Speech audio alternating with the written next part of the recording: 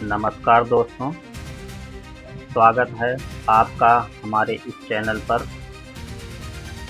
दोस्तों, आज के इस वीडियो में हम सीखेंगे फार्मूला टैब में जो डिफाइन नेम, फार्मूला ऑडिटिंग और कैलकुलेशन टूल बॉक्स हैं, इनका क्या उपयोग है।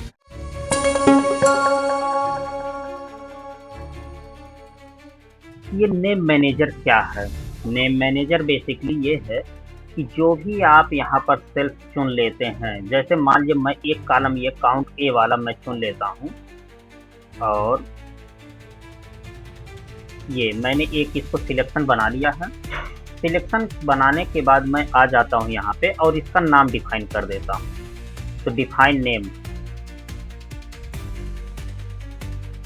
और अब यहाँ वर्कबुक का, इसको पूरी वर्कबुक में इसका हम उपयोग कर सकते हैं। आगे चल करके फंक्शन में या फार्मूला में उपयोग करना चाहते हैं तो कर सकते हैं आराम से।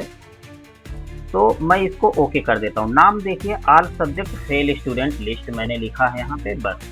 अब मैं ये चाहता हूँ कि ये जो कितने ऐसे स्टूडेंट हैं और कितने सब्जेक्ट में वो फेल हो चुके हैं, हमारे टोटल कितने स्टूडेंट हैं और वो किन सब्जेक्ट में फेल हो चुके हैं।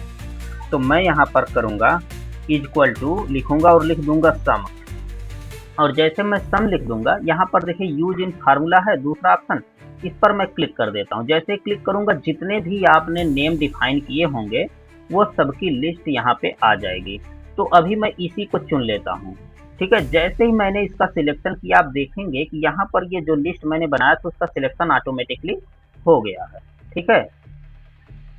तो मैं यहाँ पर क्या करूँगा, यहाँ ब्रैकेट को ओपन करना था और यहाँ ब्रैकेट को क्लोज कर देना है और एंटर बटन दबा देनी। अब देखिए कुल जितने भी स्टूडेंट हैं, कुल फेल सब्जेक्ट की संख्या है, सभी सब्जेक्ट में सभी बच्चे कुल मिला करके 1112 सब्जेक्ट में फेल हुए हैं, ठीक है, सभी स्टूडेंट। अब इस तरह से हम इनका जो नेम आप डिफाइन करेंगे उनका उपयोग अपने एक्सेल के फार्मूला में हम कर सकते हैं। तो यहाँ पर नेम मैनेजर, इस पर क्लिक करेंगे तो जितना भी नेम आपने बनाया होगा या लिस्ट आपने तैयार किया होगा उनकी लिस्ट आपको यहाँ नेम मैनेजर में दिख सकती है। इसको आप एडिट भी कर सकते हैं। एडिट करने पर क्लिक करने के बाद देखिए इसके नाम को भी बदल सकते हैं, या अगर इसको रेफरेंस इसका बदलना चाहते हैं यहाँ तो रेफरेंस आप बदल सकते हैं, ठीक है, कुछ इस प्रकार से। और डिलीट करना चाहते हैं तो यहाँ से आप डिलीट कर सकते हैं। तो नेम मैनेजर से आप इन सभी को मैनेज कर सकते हैं। क्रिएट फ्रॉम सिलेक्शन, तो क्रिएट फ्रॉम सिलेक्शन पर क्लिक करके यहाँ top row, left row, bottom and right row, create name in formula that पर क्लिक करके आप इसको कर सकते हैं। अभी के लिए हम लोग आ जाते हैं ट्रेस प्रेसिडेंट और ट्रेस डिपेंडेंट में। ये ट्रेस डिपेंडेंट क्या है और ट्रेस प्रेसिडेंट क्या है? तो देखिए मैं एक ऐसा सेल चुनता हूं जिसमें कुछ फंक्शन लगाए गए हों। तो ट्रेस प्रेसिडेंट पर जैसे ही हम क्लिक करेंगे तो आप देखेंगे कि यह जो हमारा सेल है यह किन किन सेलों से प्रभावित है। तो काउंट ए, काउंट जी, काउंट एच वाले कॉलम में इन सेलों से ये प्रभावित है, इसलिए ये यहाँ पर निशान दे दिया। ऐसे ही अगर मैं यहाँ पर क्लिक करूँ कि इस सेल, यह सेल किन किन स्थानों पर, अगर इस सेल में हम कुछ परिवर्तन कर दें तो यह किन किन स्थान पर इसमें परिवर्तन दिखाई देगा, तो मैं यहाँ ट्रेस डिपेंडेंट पर क्लिक करूँगा। तो आप देखते हैं इस सेल में परिवर्तन करने के बाद दो जगह पर डिपेंडेंसी है और दो जगह पर परिवर्तन हो सकते हैं। एक तो ये वाला जो सेल है वहाँ पे और दूसरा यहाँ पे, ठीक है। इसी प्रकार से अगर मैं यहाँ पर परसेंटेज वाले पर क्लिक करता हूँ या फिर मैं ग्रेड मार्क पर क्लिक करता हूँ और यहाँ पर ट्रेस प्रेसिडेंट और ट्रेस डिपेंडेंट पर क्लिक करेंगे, तो चूंकि ये किसी पर डिपेंडेंट नहीं है, ये डिपेंडेंट किस पे, इस पे, तो इसका प्रेसिडेंट ये हुआ। तो ट्रेस प्रेसिडेंट और डिपेंडेंट आपको समझ में आया? तो ये है डिपेंडेंस और प्रेसिडेंट, मतलब वह सेल किस पर डिपेंड करती है और उस सेल पर कितने सेल डिपेंड करते हैं, यह जानकारी हम यहाँ से ले लेते हैं।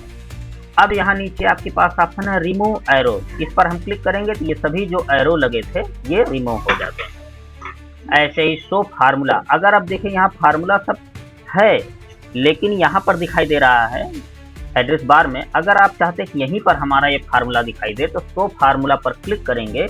जहाँ जहाँ पर जितने भी फार्मूले यहाँ पर लगाए गए हैं अब वो सभी फार्मूले दिखाई दे रहे हैं, न कि उनका रिजल्ट। ठीक है, तो शो फार्मूला पर क्लिक करके आप रिजल्ट देख सकते हैं। ठीक है, एरर चेकिंग, यहाँ से आप एरर चेक कर सकते हैं। अगर किसी में कोई समस्या है, किसी फंक्शन में किसी फार्मूला आपने जो लगाया वहाँ पर कोई समस्या है तो यहाँ से आप एरर चेक कर सकते हैं।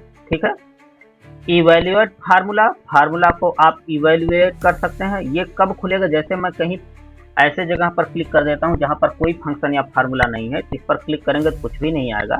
लेकिन जैसे ही किसी आप फार्मूला या फंक्शन इंटर्ड सेल में क्लिक करके इवेल्युएट फार्मूला को देखते हैं तो यहाँ पर ये आपको दिखाई देगा। अब इसको देखने के बाद देखिए इफ हमने लगाया है यहाँ पे तो ये पूरा फार्मूला हमारा दिखाई दे रहा है। एक एक स्टेप आप यहाँ देख सकते हैं कि कैसे कैसे एक्सेल इसको कैलकुलेट कर रहा है।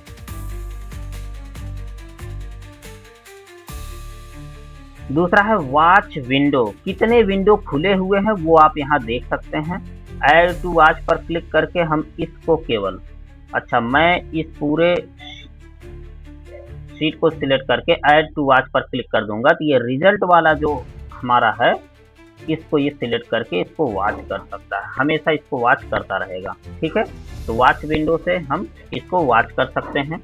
उस पर यहाँ पर आते हैं इस तरह से, तो देखिए जैसे ही हम इस पर क्लिक करते हैं ये ऑटोमेटिकली सिलेक्ट हो जाता है। मैं कहीं और भी क्लिक किया हूँ लेकिन इस पर क्लिक करके यहाँ पर डबल क्लिक करते ही देखिए यहाँ पर ये आ जाता है। अगर आपको चाहिए, जैसे हमारी ये लिस्ट बहुत बड़ी है, अब इसमें मैं किसी स्टूडेंट 105 वाले का यहाँ पर मैं ऑब्टेन मार्क जो है ये देखना चाहता हूँ कि मैं जैसे ही क्लिक करूं यहाँ पर ये आ जाए, तो मैं वॉच विंडो पर क्लिक करके इसको ऐड टू वॉच पर क्लिक कर दूंगा। अब ये रिजल्ट में हमारा 105 वाला आ जाएगा हमेशा। ठीक है, इसका वैल्यू, इसमें क्या फार्मूला फंक्शन लगाया गया, वो सारी जानकारी हमको यहाँ मिल जाती है। ठीक है, तो वैल्यू भी यहाँ आपको दिखाई दे रही है, इस पर फंक्शन क्या लगा है वो भी दिखाई दे रहा है। इस तरह से आप यहाँ देख सकते हैं वॉच विंडो में ऐड करने के बाद। कैलकुलेशन ऑटोमेटिक, कभी कभी ये होता है कि एक्सेल कैलकुलेट नहीं करता तो यहाँ से ऑटोमेटिक कैलकुलेशन आप लगाए रहते हैं। तो जब भी आप इसमें कोई परिवर्तन करेंगे, जैसे मैं यहाँ 86 है, इसको मान लीजिए मैं 56 करता हूँ, तो आप देखेंगे सभी स्थान पर ऑटोमेटिक ये सारी चीज़ें बदल जा रही हैं। लेकिन मैं यहाँ पर मैनुअल पर क्लिक करता हूँ और यहाँ पर 84 को मैं 56 में बदलता हूँ और देखिए अभी यहाँ पर हमारा कुछ परिवर्तन नहीं आया, 309 नंबर है। लेकिन जब मैं यहाँ कैलकुलेट नाउ पर क्लिक करूँगा तो आप देखेंगे कि वो बदल जाएगा। अब देखिए ये बदल गया, 281 हो गया। तो यहाँ से आप चाहते हैं कि एक्सेल ऑटोमेटिक इसको कैलकुलेट करता रहे या फिर आप मैनुअली कैलकुलेट करवाएं, तो ऑटोमेटिकली बाय डिफ़ॉल्ट होता है, हम इस पर छोड़ देते हैं। कैलकुलेट शीट, पूरी शीट को ये कैलकुलेट कर लेगा एक बार में, बस इतना ही है इसमें। तो वीडियो अंत तक देखने के लिए धन्यवाद। मिलते हैं अगले वीडियो में अगले फंक्शन और फार्मूले के साथ में। तब तक के लिए नमस्कार।